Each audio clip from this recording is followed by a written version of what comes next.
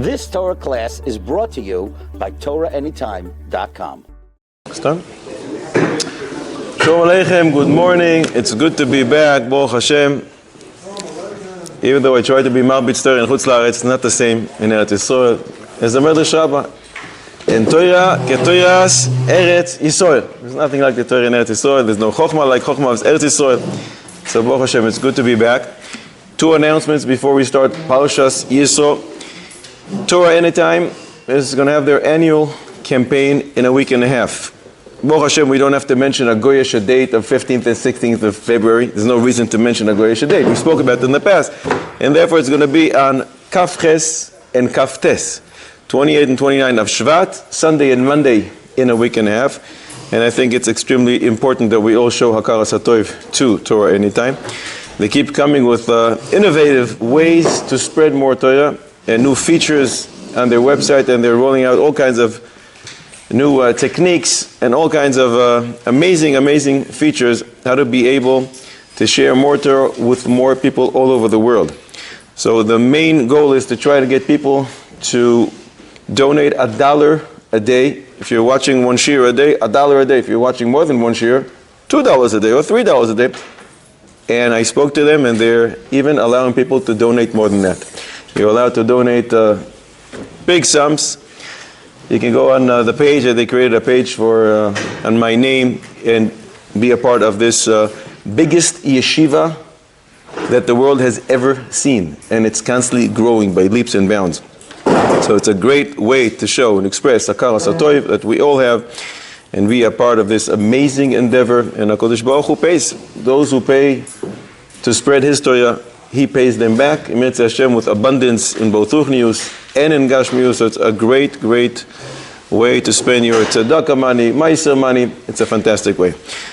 Second announcement, Emet Hashem, Bekorov, with a lot of Siyata Dishmaya, printing the new Haggadah Shel Pesach, Chelek Beis. Chelek Aleph came out about 10 years ago, with Mida Keneged Mida and the whole story of Yitzias Mitzrayim. And Halachos and Anhagos from Maran Reb Chaim Kanievsky Zatzal gave you permission to write his own halachos, and it's like spending Leila Seder with Reb Chaim. So now after 10 years, new material, all new Mida Keneged Mida, and the Haggadah. The Haggadah is going to be printed in Hebrew and in English, two versions. Chelek Beis, continuing Chelek Aleph, two versions in Hebrew and in English. If anyone wants to be involved, Bekavod Gadol, we're going to go print real soon, so still a chance to be involved. Now we start Parashas Yitro with a lot of different inyanim that we'll speak about, Emir Hashem, a lot of riddles, stories, and we'll see where it takes us. Davening in Shul. D'oraisa or d'Rabbanon? D'Rabbanon.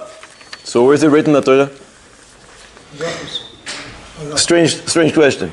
You're telling me it's d'Rabbanon, and I agree. So where is it written in the Torah? We have a rule. There's nothing that's not hinted to in the Torah. If you really dig real deep, you'll find everything in the Torah. Where does the Torah say, go daven in the shul? Does the Torah say? I'm talking about praying in the shul. Does the Torah mention go daven in the shul?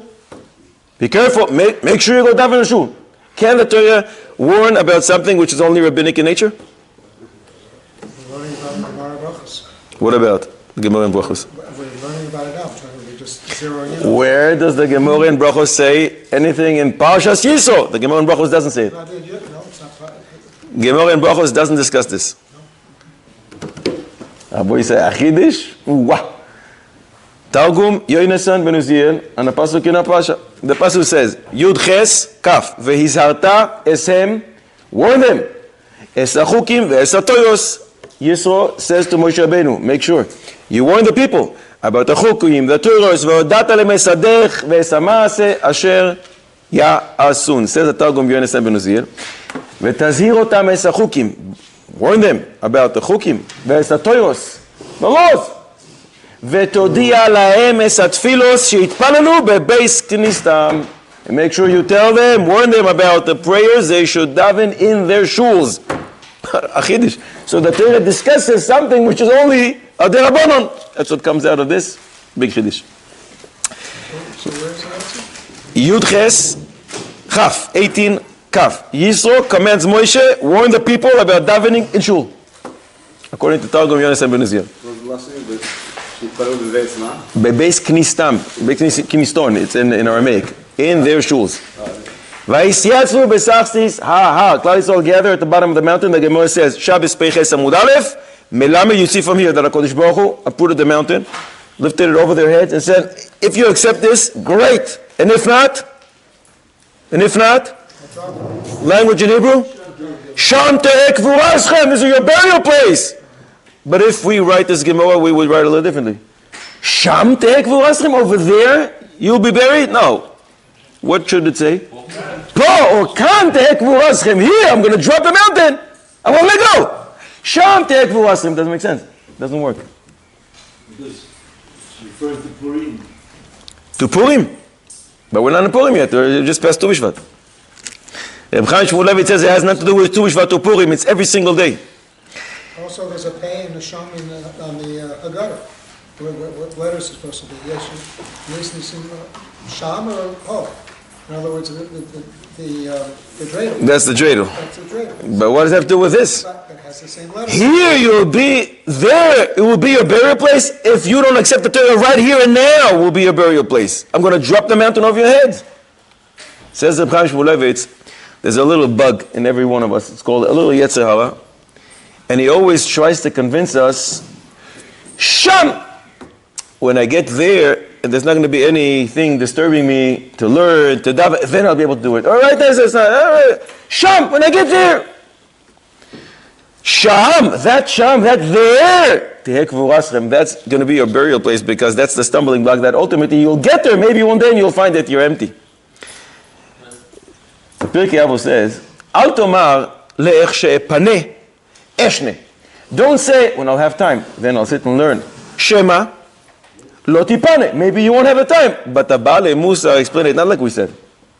Shema, don't say that maybe when you'll have time, you'll sit and learn. Shema, because maybe what HaKadosh Baruch Hu wants from you, your avoida is lo tipane. HaKadosh Baruch Hu wants to see how you serve Him when you don't have time. It's very simple to serve HaKadosh Baruch Hu with great enthusiasm and excitement and do everything HaKadosh Baruch Hu wants when you have the time, when nobody's bothering you. It's no problem. But that's not the HaKadosh Baruch Hu's way. Your challenge is Shema. Maybe HaKadosh Baruch Hu is interested in your lo tipane. When you're busy and everybody's bothering you, can you still try to connect to HaKadosh Baruch Hu on the highest level, daven and learn? That's what HaKadosh Baruch Hu wants from you. And therefore HaKadosh Baruch Hu here says, Sham, if you use this, Sham over there, when I get there, then I'll daven, then I'll learn. That potentially can be Te'ek Vuraschem, it can be a burial place, because that's the challenge. How much are you willing to commit and be dedicated to HaKadosh Baruch Hu service, even when you are busy, even when you are here and now. Kabbalah Satorah, maybe the strangest riddle you've ever heard. Kabbalah Satorah, the Torah gives life to those who fulfill it. Right? Pirkei Avos, Perek Vav, Mishnah Zayin, Torah notenes chaim leosea. And yet, I want to ask something. Hopefully this is not recorded. Can it be that a person merits longevity because he doesn't learn? Oh, you didn't learn Torah? Longevity. It's the opposite of what we always thought. Don't we say that we have to fulfill a certain tikkun? And so let's assume this guy has to learn a certain part of Torah, so delay it. When we say that a person is here to fulfill a certain tikkun, and the Arizal says in the last 2,000 years we're all recycled neshamas and we come to rectify certain things, it doesn't mean that you have to rectify that which you did in the previous round, not so good, and neglect the rest of the 612 mitzvahs. You have to do 613 and focus on one thing. But because you didn't learn, I'll give you longevity. Can it be? 3 different answers. How? He stops learning to go help his parents. That's every mitzvah. We stop learning Torah. Torah is the strangest mitzvah in the world. It is the strangest mitzvah. Learning Torah is the strangest mitzvah. Because you have to stop learning Torah for so many reasons. For a passing mitzvah. A mitzvah that cannot be done by others. For a mitzvah derabanan. Megillah, Kriyas Megillah, you're not allowed to learn even half an hour before. Lighting the Hanukkah candles, you're not allowed to learn half an hour before. B'dikas Chametz, half an hour before. We stop the Torah because the Torah we learn is in order to fulfill what it says in it. But I'm saying you didn't learn Torah, great! We'll give you longevity. Get an answer? chesed from a Kadosh Baruch Hu, to give you more time. Because you don't do His will and you don't learn His Torah, so He's going to give you more time. He believes in us. If you have some kind of a source, maybe I'll be able to accept it. Maybe. Big doubt. When you to the parties, maybe there's some parts of Torah that, like, if you stay away from them, maybe you'll be better off. Pshat, Torah, Rashi, Chumash, Gemara, not Soides HaTorah. And at that time, you don't learn Soides HaTorah, so learn other parts of Torah. Don't learn. Oh, you don't learn? Arichus Yamim. He's too weak to talk. He's too weak. He's exempt. He's a choyle patum kol ha-mitzvahs. If he doesn't talk, so then he'll... So learn Behiru. Give you longevity because of that? Why? 3 possible answers. Maybe crazy scenario, tortured by the God, say, learn, teach me Torah, and he says, no, cannot teach me Torah. Oines. He's not doing Torah. Oines Rachmana Pata. If you can't learn, you can't learn. But here, because you choose not to learn, longevity. It's a place where it's us to learn. It's a Gemara in Brochos, Chavdalid. If you're learning, but Mevoros HaMetunafim, no good. If you don't learn, says the Gemara, in the Mevoros HaMetunafim, in disgusting, filthy place where you're not allowed to learn, the Torah says, I'll give you longevity. That's the Gemara says. In Megillah Kafches, the Gemara says, Reb Zera, because he didn't learn in Mevoros HaMetunafim, in places, disgusting places you're not allowed to learn, he merited Arichus Yamim. Good, you have 1 out of 3. So it's all right when he's in a dirty place, he can't learn. But Can't even think about it. But you're ignoring the other times when he can learn. I'm not saying you should never learn. I'm not saying you should never learn. You should always learn. But there are times that because you don't learn, you get longevity. Because you're not allowed to learn in that place, you're not allowed to. And the Kodesh Baruch Hu says, not only you're not allowed to, if you listen to me in this one, I'll give you longevity. A Chiddush.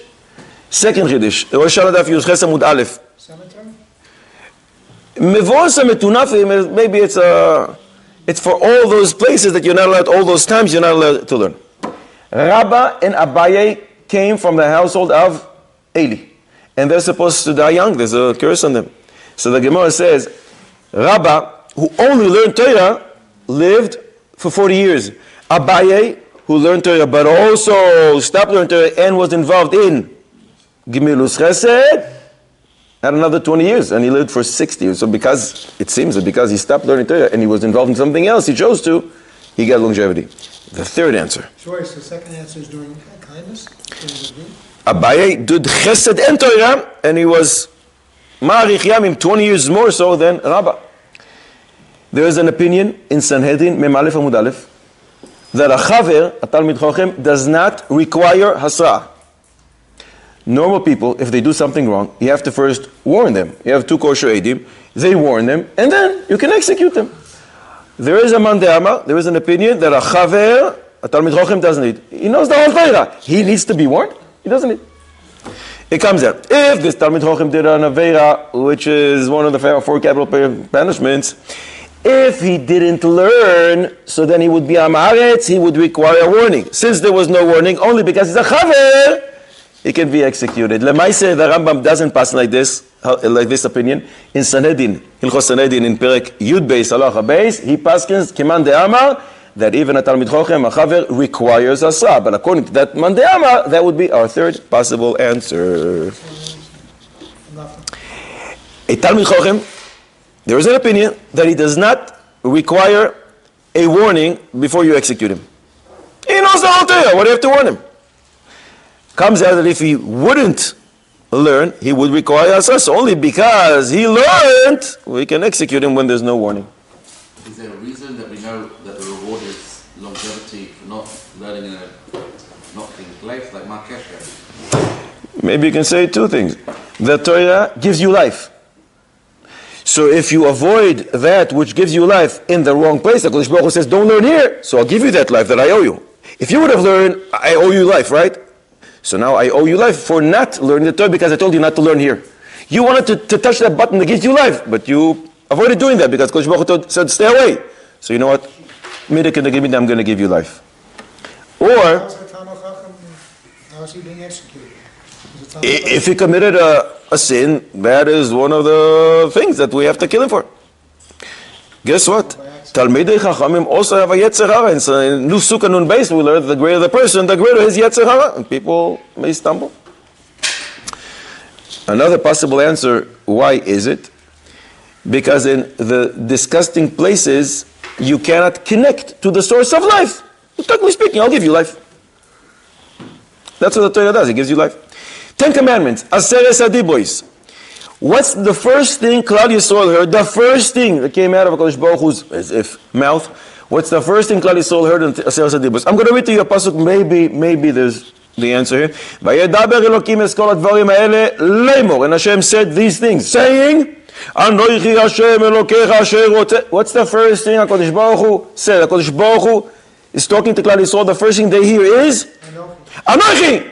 But if it would be so simple, I wouldn't ask. So that's not the answer. Even though I just read in the pasuk, Anoichi Hashem Elokecha. No. Name more. That's the pasuk describes. HaKadosh Baruch Hu is saying to Klal Yisrael, saying, and now he starts. You think so? He says these things. Anoichi Hashem Elokecha asher hotzeicha me'eretz Mitzrayim. They heard Rabbi Hashem spoke to Moshe. This is private. How can they hear? It's up there in Shemaim. Chidish in Dvarim Rabba in the Medrash. Parsha Beis Ois Lamed Aleph. Omar Rabbi Pinchas Bar Chama.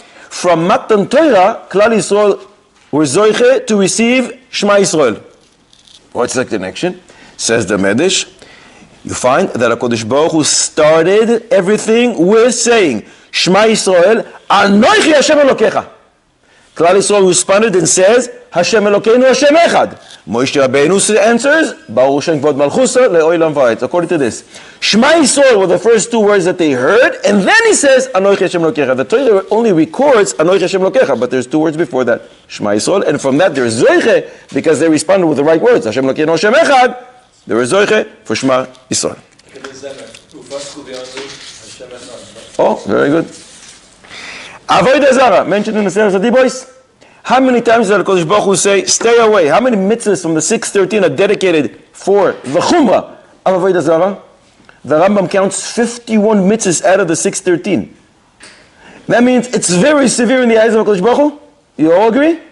It's so severe that even a goy is not allowed to say Avodah Zarah? We all agree? Now comes the riddle. How can it be that a person says, tell me, should I serve idols? And you said, if you want to, why not? Yeah, sure. We just said it doesn't make a difference who you are, what you are. A Yid or a Goy, you're not allowed to. HaKadosh Baruch Hu repeats it 51 times. But if he comes and asks, should I serve for the Zohar? Why not? Even for Pikuach Nefesh.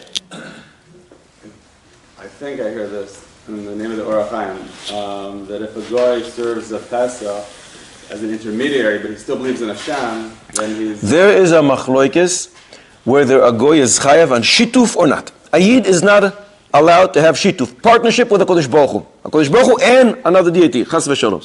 A goy is a machloikis. But I'm talking about etz la'evin. He fashions himself a nice little avodah zarah made out of stone or wood. 2 seconds ago, he says there's no HaKadosh Baruch Hu, chas v'shalom, only this. And he asks, should I serve this? Why not? If you want to, yeah, sure, go ahead. Can it be? You have to give up your life, not to serve Avodah Zarah. And yet. To be chayiv as a name, the other person, the Mediach. So what should he do? Sometimes he quotes what was said to him. But when he comes and he asks, should I serve? He asks you, the rabbi, can I serve? Should I serve? Yeah, if you want to, why not? Would you need to bow down to a... Bow down to Avodah Zarah. The real deal. To a statue? To a statue. With the kruvim, we bow towards the kruvim. A statue. We bow towards the kruvim. A statue of Buddha. Can I mention this in Makom Kodesh? The kruvim is a statue. A statue, not kruvim, no kedusha, avodah zarah mamish. Yeah, that's a good question. The answer is Rambam, Hilchos Melachim, Perek Yud Halacha Beis. If a goy is forced to serve avodah zarah, a Jew has to give up his life for it. But a goy comes to a goy and forces him to serve avodah zarah. So now the goy comes to ask, says, Rabbi, am I allowed to serve with the Zohar? So yes. The goy is not commanded on the mitzvah of Kiddush Hashem, as the Yid is. So the Yid has to give up his life and not to do it. But the goy doesn't have to give up his life. So if he wants to, he can serve with the Zohar. When he is forced to, and that is the answer to a question. Zohar is Yoyim HaShabbos. The guy gets killed. Why? If a goy comes to him and says, if you don't serve with the Zohar, I'm going to kill you. So if he says this to a Jew, the Jew says, okay, so kill me, I'm not going to serve with the Zohar. But a goy is allowed to say, okay, don't kill me, I'm going to serve for the Zohar. When he is forced to, he's allowed to. He doesn't have to give up his life like a Yid has to. So if he comes and asks you, listen, they're threatening me. They're waiting for an answer. What should I do? Should I bow down or not? If you want to, you can. Surely that's the same for Gila Arais and Shvikas Daven. No, Shvikas Daven probably not. The Goy is told to go and hit one of his Gila Arais or give up or die. What's his din? He doesn't have to die for those things. We have a mitzvah called Kiddush Hashem. He doesn't. Rabbi say anyone. Even by Shvikas Daven? Shvikas Daven, May Chazis. Perek Kav Pasuk Ches. If you have Rashi, look at Rashi. Zachor es Yoim HaShabbos. Remember the Shabbos, right? Rashi. Zachor v'Shamor. What happened to them? B'dibu echad nehemu. They were said together. Rashi brings, this is very similar to other things. Even though they contradict themselves, somehow they're said together and they work together. For example, Rashi brings, you have to keep the Shabbos, and it says, Mechalelea, mos yumas, if one doesn't, capital punishment, and yet, you have to bring a korban on Shabbos, 2 kvasim, right? And shechting on Shabbos is kind of a problem. And yet, Zachor v'Shamor means you do both. Great. Are you allowed to wear shatnez? Lo tilba shatnez. And yet, Gdilim ta'aseh lecha. And the tzitzis has shatnez. Somehow it works together. Ervas eshes achicha. One is not allowed to be with his brother's wife. And yet comes the mitzvah of Yibum, Yevama Yavo Aleh, Rashi says, and suddenly one is allowed to be with his brother's wife. And so too says Rashi, same thing happens here. Zachor v'Shamor b'dibu echad nehemu, and on that, the pasuk in Tehillim, Perek Samech Beis, pasuk Yud Beis says, Achas diber Elokim, Shtaim zu shamati. HaKadosh Baruch Hu says one thing, I hear two. Great. All these things have a built-in contradiction. What's the contradiction between Zachor and Shamor? Rashi says, look, this is just like shatnez. It's just like one who is with his brother's wife. What's the problem of Zachor and Shamor that they contradict themselves, and yet HaKadosh Baruch Hu says them together? Why do they contradict? It's passive and active. Refrain from doing certain activities and make sure you do others. What's the contradiction in Zachor and Shamor? That it's a chidush that HaKadosh Baruch Hu said them together. What's the contradiction? You're equating it to all those things that really are a contradiction. This lichora is not. Does Rashi say the same thing on Shamor in the Vaychanan? No. He doesn't need to, he said it here. Do you see a built-in contradiction between Zachor and Shamor? Zachor tells you to remember. Shamor, safeguard. Don't do XYZ, 39 melachos. Zachor, do kiddush, do a lot of different things. Where's the contradiction? Comes the Megid Shemaim, it says, Givaldik. From Zachor, we learn Tosefet Shabbos. Before Shabbos starts, bring it in. From Shamor, we learn Tosefet Shabbos, Motzei Shabbos. What happens when you do actually Tosefet Shabbos before and after? Tosefet Shabbos means today, Friday. We're going to bring in Shabbos early, and we're going to say, before Shkia, when it's daylight outside, it's already nighttime. It's already Shabbos. 24 hours later, tomorrow night, when we're going to say Tosefet Shabbos, we're going to make the dark, it's after Tzedek Kochavim, and we're going to say, no, it's still Shabbos. I mean, you're saying nighttime is still daytime. That's a contradiction. Zachor and Shamor, because that really is a contradiction to make the same time. What is it? It's a day or it's a night. But Tosefet Shabbos, as if, makes us do this contradiction, and yet, b'dibu echad nehemu. Where's the record that that's the record for? Chazal learn. Zachor Tosefet Shabbos, at the beginning, and Shamor Tosefet Shabbos at the end. Rabbi Isai, is a goy allowed to fulfill mitzvahs? Not Shabbos. Is a goy allowed to fulfill other mitzvahs? 7 mitzvahs. 7 mitzvahs, he is obligated to. but he feels like sitting in the sukkah. He feels like doing any other mitzvah. Is he allowed to fulfill mitzvahs? Yeah, it seems, yeah. Yeah. Since from the Rambam, Hilchos Melachim Perek Yud Alach Yud, the Rambam is very clear. Any mitzvah that the goy wants to fulfill, we do not prevent him from doing. Great. What about keeping Shabbos? Shabbos he can't, right? Why? Goy Shabbos Chayav Misa. So notice, it's a gift. HaKadosh Baruch Hu says in Shabbos Daf Yud, it's a gift from me to you. So if the goy takes it, he's a thief. A goy is ne'erag, he's killed for stealing. It's an Hedin Nun Ches Amud Beis, Goy Shabbos Chayav Misa. Great. Where is alluded in Torah? Where does it say the Torah for the goy? Stay away from this one. So it says maybe in the Dibra, doesn't say over there, your goy. Does it say anywhere else? In the Sukkah it says a goy? Sukkah you allow him to build.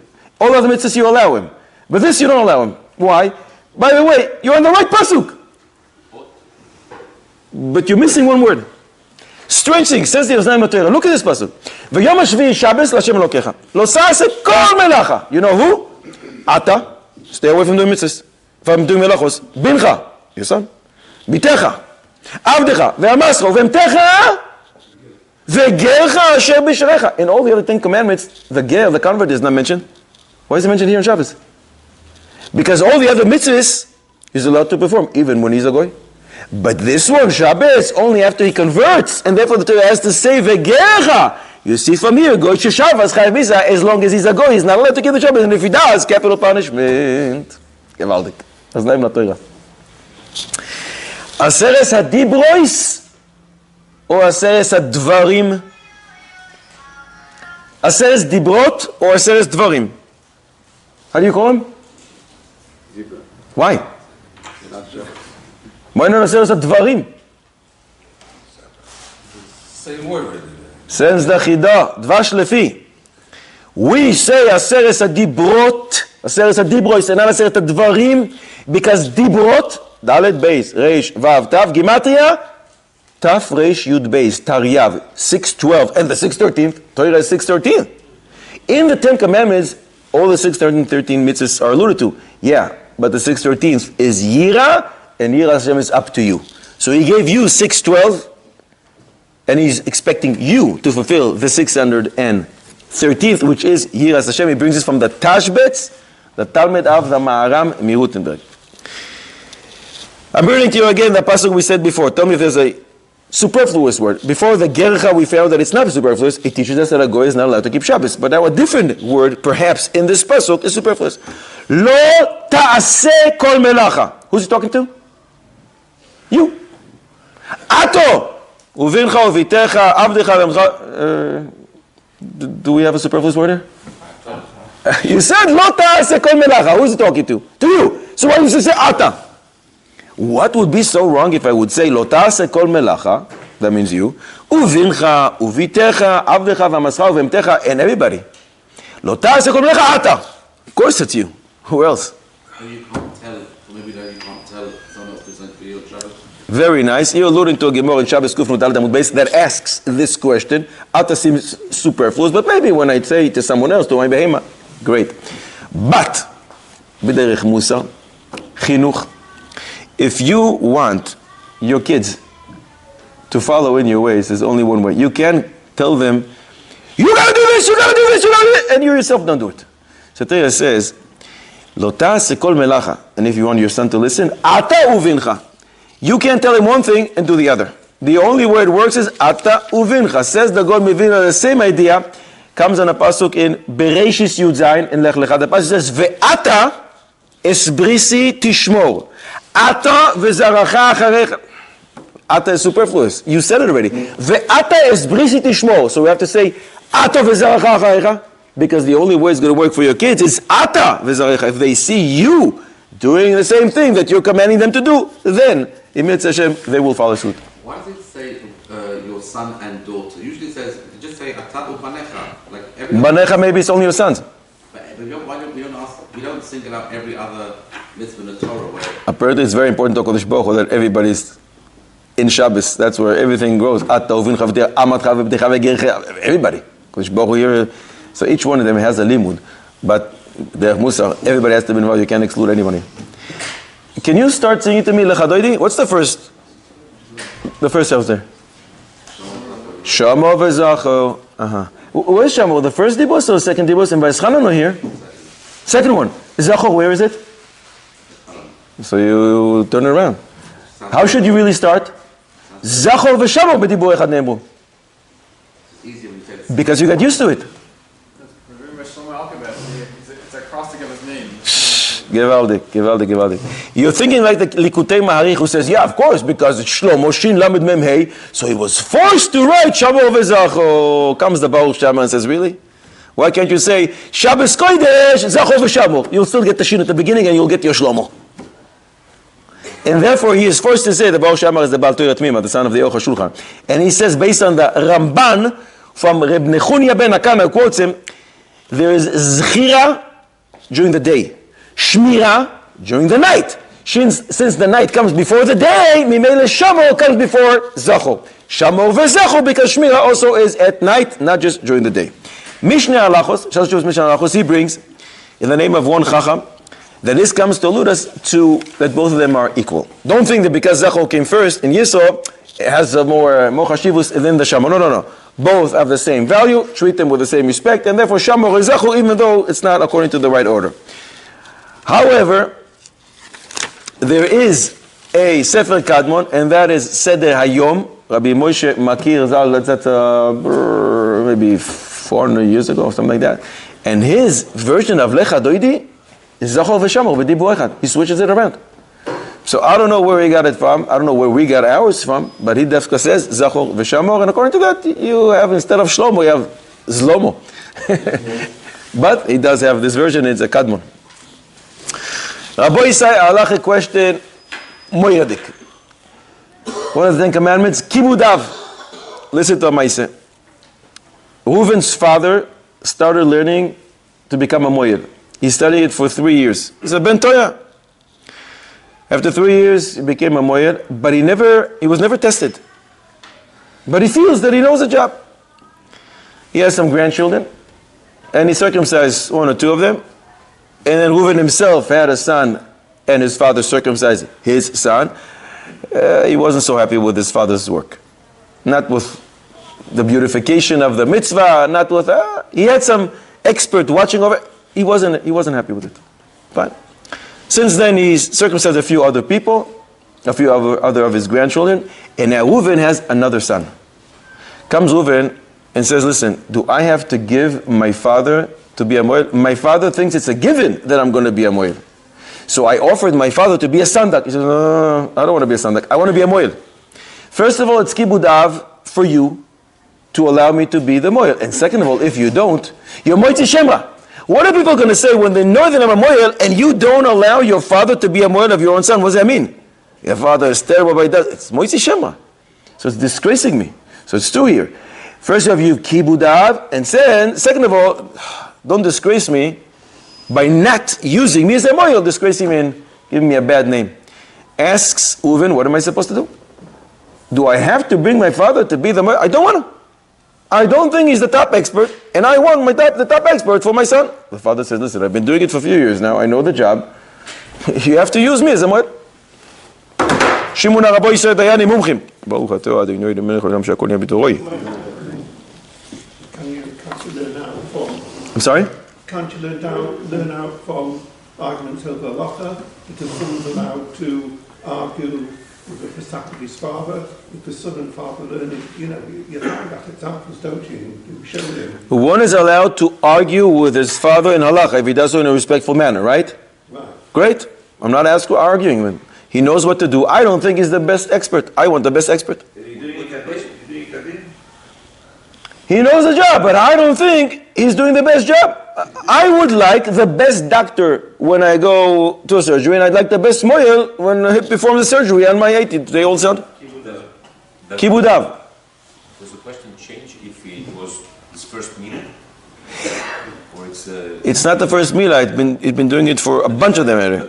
Would the answer change if it were the first meal? There's a Chiddush in Shin Lamed Aleph Orach Chaim, and also Yoredei, I think Reish Samechei, a Chiddush. if one himself is a Mohel, but this is his first Milah, he's not allowed to perform Milah on Shabbos. Since it's the first Milah, he's not an expert. Maybe he's going to cause Chabala. Chabala is a Chilul Shabbos. But that's only on Shabbos. Weekdays, he's allowed to. But this father already did it a few times. I don't think he's the best expert. I want the best expert for my son. You're saying Kibudav. Yeah, Motzi Shem, right? Motzi Shema, it's not just Kibudav, it's the negative. He says, you're causing me a mamish a bad name. We all agree? We all agree. We have to call the father. You don't like it. How come? He said he wasn't tested, so he doesn't. Right? What about Moitzi Shem Rafi, your father? Not worried about that. People should know not to use him. He says, not Moitzi Shem Rafi. It's Moitzi Shem Tov. Make sure to stay away from this guy. What's that? Find another person at the same time. He wants to be for his own grandson. The father's going to be the first one that says, I don't want to make a mistake. I don't want to. No, he says the first one that says, I'm going to be the Mohel. It's a given. It's clear to him that you have to give him, to allow him to be the Mohel. Make him Sandak instead. He doesn't want it. I offered him, says Reuven. I offered him, I want you to be the Sandak. No, sir, I want to be Mohel. It's good for my name. So what would be the case? Would it be the same case if your father was a sofa and you wanted to get him as ushers for your apartment? And you Here it's not a problem. Why? To calm the father down, buy for him whatever he wants, and then put it in the knees or give it to someone else, and buy them zuz that you want. Here there's only going to be once, and there's a video. Everybody sees what's going on. It's going to be very hard to hide it. Shal Shuvas Chacham Tzvi carries a lot of weight. Simin Ayin Aleph. He brings, regarding tzedakah, you have money to give to tzedakah, and you have to support a family member or somebody from the outside. Who should you prefer? A family member. Shneimar, Pasuk says, Umibsarcha, Al Titaleh. Don't ignore your relative. Says the Chacham Tzvi, how much more so a mitzvah? If you have an opportunity to give a mitzvah to your relative or to someone else, give it to your relative. Arav Ovadia, that's what you said. Let the father be the sandak, the Pischei Tshuva brings him. However, this is true when you want to prioritize two expert mohalim. I'll go with my relative. I don't think this guy is an expert. I don't think my father's an expert in this. Then Shal Shuvas Maharshdam. Maharshdam is one of the Gedolei Sfarad, about 450 years ago. Most of the Psika is from the Maharshdam. Everybody brings the Maharshdam. In Yoredei Simon Reish Lametes, he writes, phenomenal Chiddush. The pasuk says in Kedoshim, Tzedek, Tzedek, Tirdof. What does that mean? Chazal explained in Gemara, Halech achar beis din yafe. If you have the chance to go to a beis din or to a top, best beis din, go to the best beis din possible. So he says, if when you're suing your friend for $1,000, you have to go to the beis din possible, when you try to do a mitzvah, of course you should do to the best expert, go to the best expert possible. If for drara de mamona, if for money, you have to go after the best beis din, for the mitzvahs, which is eternal life, of course you have to go to the best person who's going to perform the mitzvah. Go after the Mohel, which is the best expert that you can find. That's what he says. The Maharil writes, listen to the language of the Maharil. And Maharil is Avi Avos Ashkenaz. All the minhagim of Ashkenaz are either from Tumas Hadeshen or Maharil. And the Maharil writes, Velo yikach Mohel be'ahavas Adam. Don't take a Mohel just because you love him. Rak uman umuchzak lechach. Take an expert who has a chazaka, who passed the test. Sefer Chasidim, it's Rishonim. Simin Tav Tav Kuf Ein Gimel, he writes, Hizaher, be careful, im yesh lecha ben lamul, if you have a son that you need to circumcise, be'ahavas adam lo tikach moyel, don't take a person because you love him. Ki im uman umuchzak lechach, only an expert who has a chazaka, just like the Maharil writes. And he continues, Sefer Chasidim, shloisha dvarim, there's three things a person should be careful not to take because he loves certain people. Chitun, shadchanus, shiduchin, stay away just because you like the person if you don't think it fits you or your son or your daughter. Or achar melamed, try to get the best possible teacher for your son, not because you know the person. Or achar moihel, get the best possible moihel and not your friend or your relative. There's a big difference, I see. First of all, when you go to a beis din, why do you go to Mumkin? Because you want to get the exact, correct halacha. Okay? A shotgun, the rest of your life, you're going to suffer your son or daughter, wrong shidduch. With the, what was the other one? The Melamed, Melamed. you want to learn properly. A Mohel, once someone's already done, 10 plus Mohelim, well, how do you say he's an expert, but he's a super expert? Like, Manaf Gimel is there Mehuda Bris Milah? No, first of all, yeah, there is an Inu Mehuda, the beautification of the Milah. Tzitzin Shnei Me'akavin, if he doesn't know how to do the job. And second of all, it's an Inu of Sakana. And Sakana, you want to go just like a doctor. You want to go for the best possible doctor that you can find. And therefore they say, stay away from a person just because you like him. He didn't pass the test, where's the certificate? This guy doesn't have a certificate. It's an Inu of Sakana. Once we dealing with someone who could do, I don't know if expert's the right way, but someone's done 20 or someone's done 100. Somebody did it 20. The 21st may provide some kind of a challenge that he never occurred before, and he didn't learn about this because he didn't pass the test. Then how is anyone ever going to become, how are we going to get money? Like they say that, suffering will not be rich because we won't have. So you're always going to go to the best people. How could someone start a career being a Mohel? The right thing to do is to pass the test, get a certificate, and have experts watch over you when you're doing it. Then you're good to go and people will rely on you. And especially that this Rachanimol, this little baby, is not commanded on Kibud Av of the grandfather. And therefore, why should he suffer? Because the father wants to be a Mohel. He should potentially suffer. And therefore, for this one, we're going to try to honor the father with being a sandak and not being a Mohel. By the way, on the topic of Kibud Av, a big chiddush in the Sdei Chemed, one is not allowed to call his father by his first name. Right? You call him Abba, you don't call him by his first name. It's a Shulchan Aruch in Yoredea, Simin Reish Mem, Seif Beis. The Sdei Chemed and the Chidah brings him, says it's a deraisa. Mamish unbelievable. And some people today I hear that they actually call their father with his first name. It's mamish unbelievable. He says a deraisa. The Chidah explains, why is it a deraisa? Because the honor of a parent is a hekesh to the honor of a Kodesh Baruch Hu. So just like you're not allowed to use Hashem's name in vain, stamp Hashem's name, and therefore you're not allowed to use your father's name also, father or your mother. It's a gigantic chiddush. The Igros Moshe says, the father is allowed to be Mohel. It works. However, there's still a mitzvah, even when the father says you can call him by first name, there's still a mitzvah not to call him with his first name and to honor him. Since we received the Torah, Sorry, question. So that will cause tremendous applause in family. So we go ahead. When you do use his name or you don't? No. I'm talking about the Mohel case. So this. Use any excuse in the world, any excuse you can come up with, and say, dear father, you're going to be the sandak. I heard from Gadol Ador that you're going to be a sandak. You're going to be rich. I'm going to be rich. Generation. Come up with any one thing you want. But if you don't think he's a top expert and you think it's a potential sakana, forget about Kibud Avya. So when it comes to the first name, is it in his presence, or can someone refer to my father, David? If I'm talking to somebody third person. In theory, normally you're not allowed to. If you come into Ashkenazi Shul, where they call you for an aliyah, and we mention him, as far as we don't need to. Amod b'chavod. But by Ashkenazim, when we do mention, you're allowed to. If it's to honor him, you're allowed to. But stam to use his name, one is not allowed to. Even by writing, it's a problem. Some say even by writing. Aboisai, in the last few months, I'm getting more and more questions about, as if, le'avdil, Torah Chadasha, AI. It provides so many fascinating halachic questions. As soon we'll see. First of all, don't know how many times I was asked last few months. There is a prohibition to listen to a kol isha. A man is not allowed to listen to a woman's singing. Can a man listen to a woman singing generated by AI? It's not really a woman's voice. Can you listen to it? It's simulating it, but it's not the real deal. But isn't that the point that it should say that? So you're saying when you have a choir of little kids singing and it sounds like women, you're allowed to listen to them? If you know your kid sounds like a woman, sometimes that happens then when they're little. So you're in the other room and says, stop, I'm not allowed to listen to you. Yeah, you should stop your kid.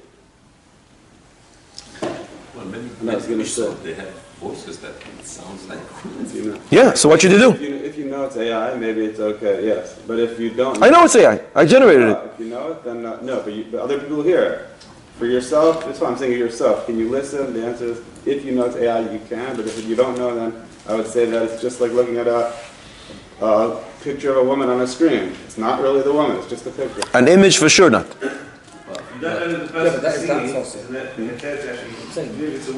So you're using Rav Ovadia and others, but not everybody agrees. He's saying Ovadia allows to listen to a woman's voice if you don't know her, If she is already dead, then you're allowed to. Not everybody agrees. But here it's not a woman. It's AI. So you say, how much more so should be allowed? Halachically, it's clear that it's allowed. It's not a woman's voice. Just like you listen to a little kid who sounds like a woman, of course you're allowed to. But, zil basar taima, let's go after the reason. It's not a deorash, it's the rabbanon. What's the reason? It may lead to improper thoughts. So if you know that you may have improper thoughts, or you're thinking maybe it's going to cause me improper thoughts, of course you should stay away from this. Even though technically speaking, halachically, you're allowed to. What about listening to music generated by AI during the 3 weeks when we don't listen to music? We're back on the woman's voice, but wouldn't the machshir, the rabbim, if they don't know it's an AI voice? I mean, from their perspective, It's not a woman's voice. to them it sounds like a woman talking. So if it's going to lead into improper thoughts, it's a problem. And then anyways, one separates from listening to a woman's voice. If he doesn't know, of course he's going to separate. So what machshil? A matzil him. No problem. Can you listen during the 3 weeks to music generated by AI? Why should it be different to any other musician? Why should it be different? Zil basar time. What's the reason? It's time for morning. It's talking about the mikdash, and your music is going to cause you to get up and start dancing, and we don't want you to be besimcha. Pashut. Fine. But this leads us to a more general question about AI, and this is something that more and more people are involved in every single day. One has a question. He doesn't want to call his rabbi at 3 o'clock in the morning, or he's embarrassed to call him. He calls Chat GPT, and he asks, "What's the halacha? Can you paskin based on AI?" You ask, why not? AI is smarter than everybody in this room, collectively. It knows all Torah, Shas, Bavli, Yerushalmi, Poiskim, Rambam, Shulchan Aruch, Mishnah Berurah, Kaf HaChaim, before, after. It knows it all, much more than we will ever know in our lifetime. And in an instant, 1 second, it gives you an answer. Why can I paskin based on him? It gives a lot of time wrong reference, and it also gives wrong. Good. So you're saying there's some technical issues that let's deal with. Let's deal with that. Right now, most of the time when you ask AI a question, it doesn't provide you sources. It says, yes, you're allowed to. No, you're not allowed to. In order to paskin halacha, you must give sources, you must give proofs. That's how halacha is paskind. But if you force and you squeeze his arm, he will give you sources. Many times, the sources that he takes, it's just a very sophisticated search engine. So it goes to good quality sources. We'll go to a conservative reform rabbi, go to priests, we'll go wherever. And he'll just take sources and develop and say, okay, process it, and this is the answer. L'choira, while he's doing that, it's called Svarim Achitzonim. It's much worse than just not listening to Pesach Halacha. You're not allowed to read it. But this can be fixed, and you have to assume this will be fixed. First of all, I can direct it to give me sources, and I can direct it, and there are programs that do it already. Go only to these and these sources that I allow you. Today, many times, AI invents things that never existed, manipulates, and lies. I was in Chutz La'aretz, I was talking about this last week. A lawyer came to me and says, we try to use Gemini, you can't trust him. In legal matters, can't trust him. It creates things, invent things, we can't trust him. But that's, again, something that will be resolved, can be resolved tomorrow, next year, 2 years from now. You have to assume it will be resolved. You can tell him you can't lie, you can't give me sources that don't exist. Many times he'll send you to Rav Ovadia, to Igos Moshe, and you go look in the source. Either it's not there, or it says exactly the opposite. Fine, but that's something that can be fixed. No problem. Today, it lacks the right equilibrium. It may say, well, this is a matter of dispute between the Chafetz Chaim and Rabbi Akiva. What? The Magen Avraham is arguing with the Rav Papa. That's ridiculous. But that's also something that you can fix. We can tell him, Tanaim, Amoraim, Rishonim, Achronim, who has the right weight, and halacha, that's something that can be fixed. But what if we test it? And not 10 out of 10. 1,000 out of 1,000 times it's right. It's always right, 100%. Can you paskin? We fixed all the issues. Can you paskin based on AI when it's always 100% right? No. Why not? No one gave it smicha. You give it smicha. You can't give it smicha. It needs to go through, like... Like what? Test him on Yoreh Deah and give him Yoreh Yadin Yadin. What's the problem? Oh, Shel Mishpah, he knows everything. No, but when you go to a process, you tell the process about details of the situation and so on, and I don't think AI is able to... Let him go to the Pesach. and get the You smicha. assume that AI knows you better than your role as well. Let's say you. I'm not assuming anything. I'm asking if it knows all the time the right answer, why can't I pass like him? Well, the right answer can be different for two different people, depending on who's asking. Oh, we'll explain what you mean in a second. You have to go to the judge in your day. Yeah, he is the judge in my day. It's not a judge, it's a computer. But it's better than all the judges out there. But it's not a judge. Who says it doesn't work? Isn't there some relearn that it has to come from the mouth, from Divrei Torah Chaim or something? You know they're making this robot. It's going to come out of his mouth. It's going to be AI. You're going to be able to buy it next year. You know what I'm talking about? Yeah, it's already There are many times that the halacha depends on the person or circumstance. So That's what he's saying. But before that, the fact that one knows everything and is brilliant more so than all of us is meaningless. The Gemara in Eruvin Yud Gimel Amud Beis. Reb Meir was superior to all the Chachamim in his time. And because of that, they didn't pass halacha like him. They could understand him. You're so brilliant, we don't understand you. And when we don't understand you, we don't pass like you. Even though you may be right, but we don't understand you. And since we cannot understand AI, because he is so brilliant, we don't pass him like him. If a Navi comes today and says, by the way, tonight, starting tonight, every single night, I want you to start putting on tefillin, will we listen to him? No. But he's a Navi. Abbas kol kavos shemayim. Are we going to change the halacha? No. Why not? Nevuah is not one of the rules of how we paskin. We have all kinds of rules. Yachid ve'rabim, halacha ke'rabim. Rabba and Abaye. Rabbi Yosef and Rabba. There's so many different rules in Psika. Nevuah is not one of them. The fact that you know everything, Abbas kol from Shemaim, is not one of the ways that we paskin halacha. Bab Metzia Nuntes, the Gemara says, the famous Maisa with Tanuro Shel Achnai, the oven of Achnai. A Maisa, a question with Tuma and Tara. Rabbi Eliezer is arguing with the Chachamim. And Rabbi Eliezer says, halacha is like me. Chachamim says, no. Rabbi Eliezer says, halacha is like me. Abbas kol comes from Shemaim. Heavenly voice, eminent Shemaim. He says, leave him alone. Whatever he says, halacha like him. Chachamim are not impressed. And they say, Torah lo b'Shemaimi. So Rabbi Eliezer says, oh yeah? And all kinds of miracles happen. The water channel, instead of going downwards, start moving upwards. The walls of Beis HaMikdash cave in, and the Chachamim are not impressed. Torah lo b'Shamayim hi. Torah is dictated here. HaKadosh Baruch Hu gave us the Torah to decree based on the halachos of Psika. How do we pass the halacha? Yachid ve'rabim, no other rules. When someone's asked a shayla, we've got a bet here. People, the victim, you have to see the person. Body language sometimes gives you an answer. They can understand it, even though where the words are said, from the body language, with the Ayin and the Chacham, you get a different understanding. Similarly, if a person can go to a Chacham and ask a shayla, and get a certain answer. Another person goes to the same Chacham. Oh, that's what he said, yeah. Let's explain what he says. But before that, there's a certain, I want to call it, emotion to halacha. Which means, halacha is not black and white. Imagine a Sefer Torah is burnt. Chas v'shalom. Let's say it loses its kedusha when it's consumed in fire. Are you allowed to take your cigarette and light from the Sefer Torah? There's no kedusha there. What are you saying? This is a certain emotion of halacha that's clear to all of us, but if it's technically permitted, AI will say, you're allowed to do this. When two people come and ask the rabbi a question, and this happens all the time, same question, within a matter of 2 minutes, and many times the Rav, the Poisek, will give two different answers. For example, Meiser Ksafim. There's a three-way machlokes where it stems from. Deoraisa, Derabanon, or Minag Tov Be'alma. We paskin, it stems from Minag Tov Be'alma, which gives the Poisek a lot of flexibility to be lenient at times.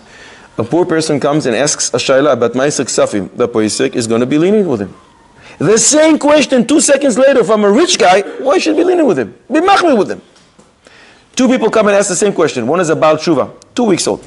2 weeks in the business. The other, FFB, 60 years old. Think you're going to be machmir with the Baal Tshuva who's going to turn around and leave? You know the person who asks you the question, and you know your answer may cause major problems with Shlom Bais. Are you going to answer him a chumrah type of an answer when you can, when there's room for flexibility? Of course you're going to choose the more lenient approach, which says, by the way, when a person asks a question, it's a good idea for the person to know the Rav, that the Rav should know him because he'll be able to answer him the answer that fits him, because there is some room for flexibility. Depends on what. Chazir is always going to be Chazir. It's not kosher. But there are areas in halacha that permits the posek to have some flexibility, and you can be lenient in times and machmir at times. It depends on the person who's asking. And therefore you should always try to establish a kesher with the Rav, because it's better for the person who asks to get the answer that fits him. The Rav who answers needs to know the 5th volume that doesn't exist of Shulchan Aruch. The 4 volumes that the AI knows perfectly. But he doesn't know the 5th volume. And that's how to be able to answer people. More than that, you need special siyata dishmaya to paskin halacha. The Gemara says in Megillah Daf Amud Beis, le'uk megirsa, to really understand the sugya, siyata min shmaya hi. You need siyata dishmaya. For example, Beis Hillel and Beis Shammai, who do paskin halacha like? Beis Hillel, Eruvin Yud Gimel Amud Beis. Why? Because they were smarter? Why? Because they were humble. Because they always mention the opposing opinion before theirs. What's the connection? If you're right, halacha should be like you. If you're wrong, halacha should be like them. But because they're humble, a Basco came from Shamayim and says halacha like Beis Hillel because they're humble. You see, it's special siyat dishma. It's not just black and white. There is a pasuk in Mishle, Perek Tetzayin pasuk Yud. Kesem al sifsei melech. Magic on the lips of a king. What does that mean? Comes the Gaon Mivilna and says, who's the king? Man malchei Rabbanon. Git in Samech Beis. When the rabbi says something, there's a certain magic on his lips. Says the Gaon Mivilna. HaKadosh Baruch Hu is going to make sure that even if he made a mistake, HaKadosh Baruch Hu is going to change it around. It's not going to be a mistake. Don't know if I said this story here in the past. If I didn't, great. If I did, even better. Chazara. This proves what the Gaon Mivilna says. Maran Reb Chaim Kanievsky Zatzal used to get a ton of letters, 200, 300 letters every single day, from all peoples, all walks of life, from Chutz La'aretz, from here. One day he received 2 letters. One letter was asking him, this is my situation with my wife, Rebbe, should I get divorced? The other is asking him for a certain source for a Chazal statement. Reb Chaim writes to the person who asked him, should I get divorced? Yes. In his lengthy style. One word, yes. To the other person who asked, what is the source for Chazal statement in this and this? He writes, look in the Mechilta, Parashas Boy, here and here. Good. Mistakenly, he switched the letters. The person who asked him the source, he received the word, yes. The person who asked him, should I get divorced? He received, look in the Mechilta, Parashas Boy. Reb Chaim doesn't know that he sent the wrong answer to the wrong person. Fine. Fast forward 2 years. A guy comes into Reb Chaim and says, Rebbe, I came to thank you. Thank you. For what? Now, maybe you don't remember, but 2 years ago I asked you, should I get divorced or not? You sent me a letter saying, go look in the Mechilta. Now, I'm not a Talmid Chochem. I looked at the Mechilta, I didn't understand the question. The answer. I hired 3 Talmid Chachamim to try and figure out what you're trying to say. They were mefaper in it and they understood. He told me, Reb Chaim is telling you not to get divorced. I listened to you. Baruch Hashem, we have Siyat Dishmaya, we have Shalom Bayis. I came to say thank you. Raglei Chasidav Yishmor. HaKadosh Baruch Hu watches over the legs of those who fear him. Kesem, magic on the lips of a king. In other words, it's a mistake here. There's a mistake. But HaKadosh Baruch Hu is going to change things around. HaKadosh Baruch Hu doesn't give Siyat Dishmaya to AI. He gives it to Rabbanon, to Talmidei Chachamim. You didn't hear the other side. What happened with the other side? What's the source for the statement of Chazal saying, yes? So he asks again. No takala, no stumbling block. He calls it, no problem. Yes again. Nothing happened. I don't think AI ever went to Teufel in the mikveh. This time I can because it won't function the rest of the day. I don't think AI ever davened. I don't think AI ever davened. Lo nikashel b'dvar halacha. Mitzvah Hashem, we shouldn't stumble in dvar halacha. Tefillah Rabbi Nechunya ben Akana. I don't think AI has schus avos. And there's a Gemara in Sanhedrin Tzadik Gimel Amud Beis that darshans the pasuk veHashem imoy melamed she'halacha kemoishe bechol makom. That doesn't apply to AI. More than that, sometimes things are actually allowed. It's permitted halachically. And Chazal will say, the Poiski Ador in every generation will say it's not allowed. Many times it has to do with Hilchos Shabbos. With the advancement in technology, if we'll allow certain things that technically speaking we can allow, Shabbos will start looking like a Monday afternoon, like a Wednesday morning. And we don't want that. The Poiskim, the Gedolei Yisrael, are called Einei Ha'eda, the eyes of the congregation, because they have X-ray vision to look into the future and to see what this is going to cause, how things will evolve. AI doesn't have this, we'll never have this. And therefore, one can never use AI. It's not even an opinion in halacha. You can use it as a reference. It's so different than Oitzer HaChochma, the Bar Ilan response, or any halachic. What's that? Yeah, any shoot. It's a reference, but you must check every single source that it gives you to see, especially today that it's 100% not correct, and many times it manipulates it and lies. You have to check the sources.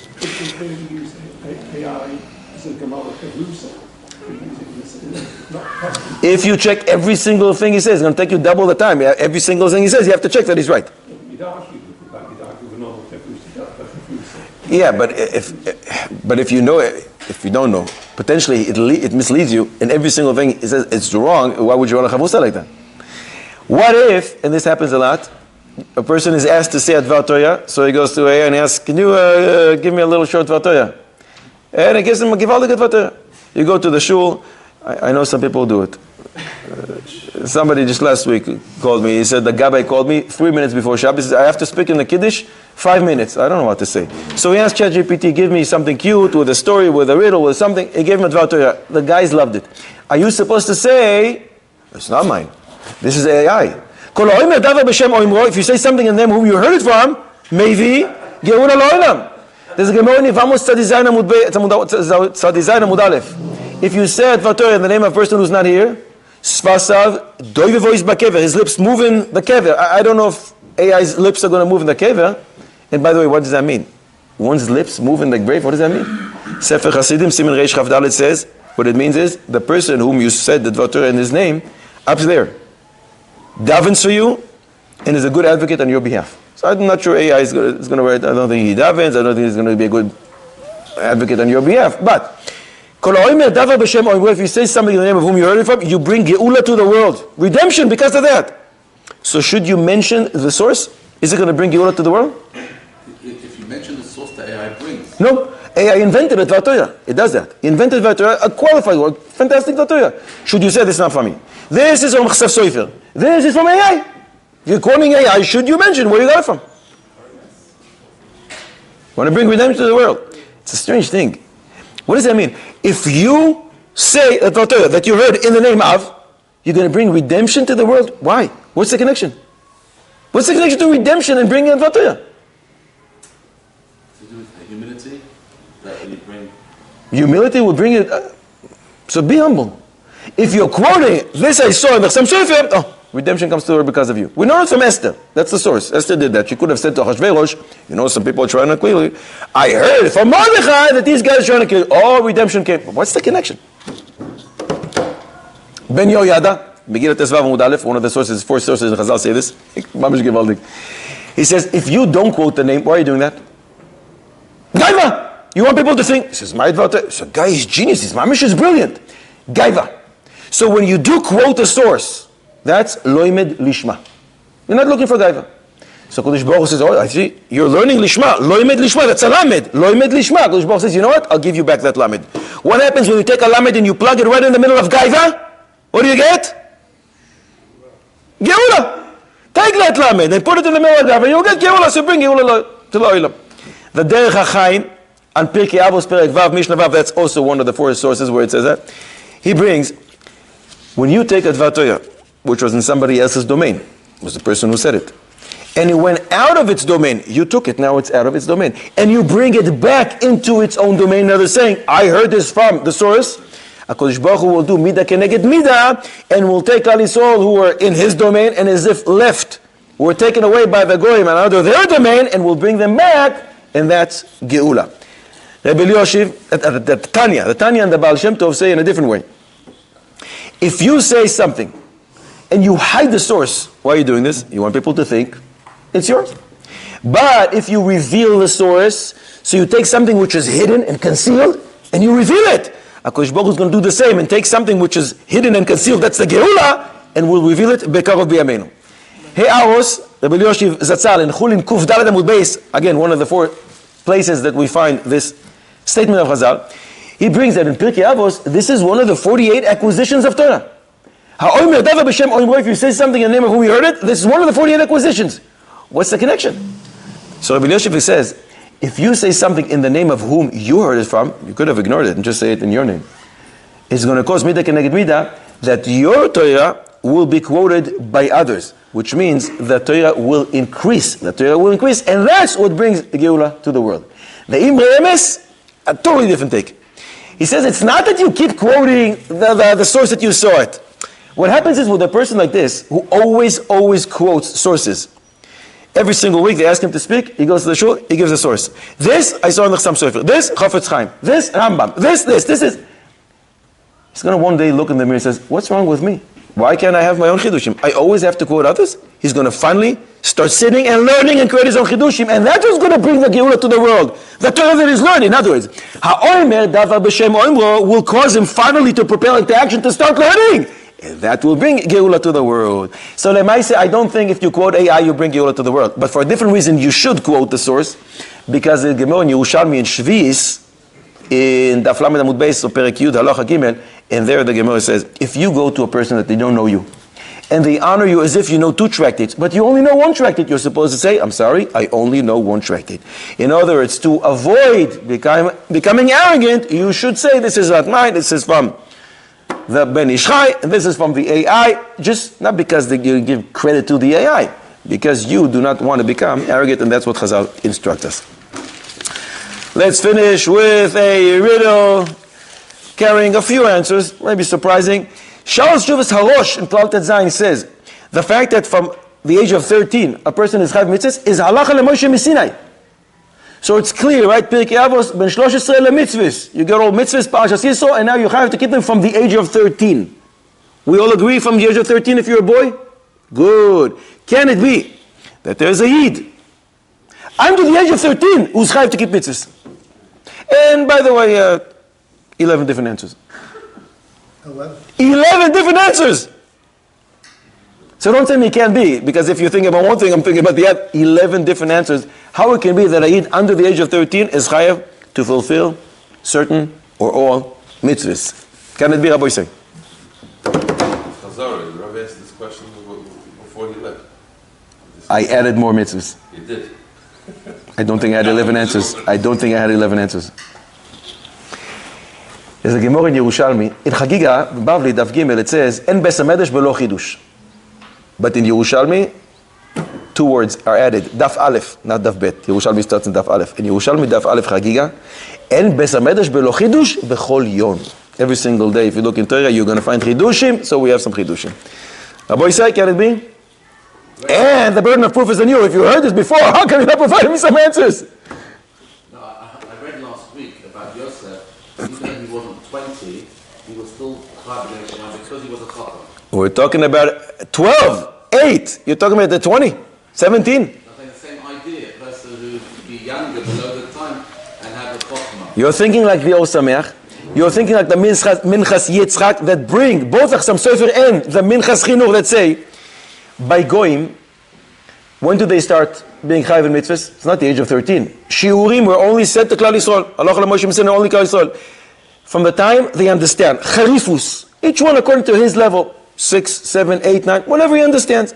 So they say it can't be that a Goy is Chayv in something, that a Jew is not Chayv. So since a Goy is Chayv in 7 mitzvahs Bnei Noach, when a Yid reaches the age of Charifus, whenever that is, each person to his own, he's going to also be Chayav in those mitzvahs that the Goy is Chayav. There's a certain exemption to a Yid that up to the age of 13 he's not punished, but he still will be Chayav in those mitzvahs. A big Chiddush. And based on that, some write that if this Goy who's Chayav in mitzvahs when he's 8 converted, his Chiyuv is not uprooted because he can't demote a person. Up till now, he was Chayv in 7 mitzvahs Bnei Noach, so now he converts, and even though he's only 9 years old, 10 years old, he's Chayv in 7 mitzvahs Bnei Noach. And more. According to that, he's going to be Chayv in all the mitzvahs that a Jew is Chayav, because since he was already a Gadol, he is not counted now to be considered as a Katan, and that's even a bigger Chiddush. The Netziv in Hamik Shala, it's a phenomenal Chiddush, there is an opinion that Bar Mitzvah doesn't start for the night, from Shkia. It's based on the time you were born. If you were born at 2 p.m., so when you're 13 years old at 2 p.m., that's when the Chayv Mitzvahs, according to that. A kid that was born on Yom Kippur at 2 p.m. has to start fasting half a day before, but he's still not 13. Why? Because the Torah commands me'erev ad erev, 24 hours. If you're only going to start fasting at 2 p.m., you're not doing what Torah says, 24 hours. So technically speaking, you're going to have to start fasting when you're still not 13 in order to fulfill this. Chiddush. Shal Tzuvis Eretz Tzvi, the Koshik Lover, always very original. He writes, a katan who is going to become bar mitzvah during Sfiras HaOmer must start at the beginning of Sfiras HaOmer even though he's still a katan. Why? Because he's going to be lacking the tmimos aspect of the Sfiras HaOmer. In order to have it, he's going to be chayav. It's the same idea like the Yom Kippur type of an answer of the Amek Shala. That's what the Eretz Tzvi wants to say. Most people don't know, but anyways, we force him because of chinuch. But he's saying, no, your mamesh chayav to do it for a tmimos. A katan who's samuch leoinas anedar. Katan samuch leish. Meaning, a boy who's from the age of 12 to 13, a girl from 11 to 12, if they understand what they did when they took a neder, we ask them, do you understand what neder is? Do you understand what the implication? He says, yeah, I understand, of course.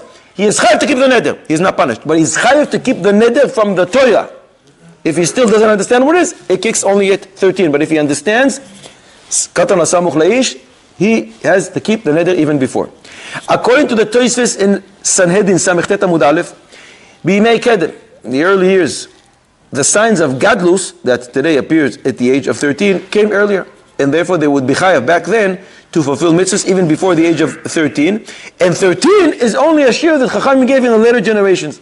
The Ran over there in Sanhedrin says that in Doiros HaRishonim, it used to be, is dependent on Leida. If a katan can have kids, he's not a katan anymore. And Haran and Betzalel had kids when they were 8 years old. At that time, we were the chayav in mitzvahs. Chiddush. Nida mem hey amud beis. Big chiddush. There's a machlokes, Reb Shimon ben Elazar and Reb Yehuda. What is the time that a person is chayav mitzvahs? We know Reb Yehuda's opinion, a boy from the age of 13, a girl from the age of 12. But guess what? Reb Shimon ben Elazar says the opposite. And according to Reb Shimon ben Elazar, a boy is chayav mitzvahs from the age of 12.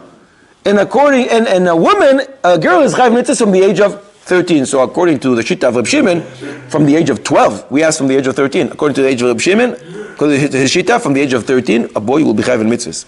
According to Rebbe, over there in Nida, that toch hazman, kil achar hazman, meaning a katan who's 12 years old and a day that already brought 2 hairs is considered a gadol. According to that, he's going to be chayav in all mitzvahs from that time. So he can be 12 in a day, 12 in a week, 12 in a month. Tumtum and androgynous will be chayav in mitzvahs from the age of 12 because there's a suffix. We don't know who they are. Maybe they're girl, but maybe there's a boy. If they really are a boy, so the Maisa we're fortunate to keep all the mitzvahs from the age of 12. There is an opinion that an Eved Knani is chayav in mitzvahs from the age of 12. He's a boy. But he's chayav in mitzvahs like a woman. So chayav in mitzvahs like a woman, so from the age of 12. 11th answer, according to the Korban and Nesalah and a few others, in Psachim, a katan is chayav in 4 cups, not because of chinuch. Independent chiyuv for himself, a chiddush. Last thing we're finishing with. Last pasuk in the Torah, in this parsha. V'lo tale b'malos al mizbechim. Don't ascend the altar on steps, by steps doing so. Why? Asher lo tila gale ervascha alav. So your nakedness should not be exposed upon it. The Koske Rebbe says, when you move up, when you ascend, you got to do it step by step. Don't jump to a madrega which is not yours. Why? So your nakedness should not be exposed, shouldn't be disgraced. You're trying to assume a madrega that is not yours, it doesn't work. And he takes a pasuk from Tehillim, Kuf Lamed Gimel pasuk Beis. The pasuk says, Zkan Aaron sheyored al pi midoisav.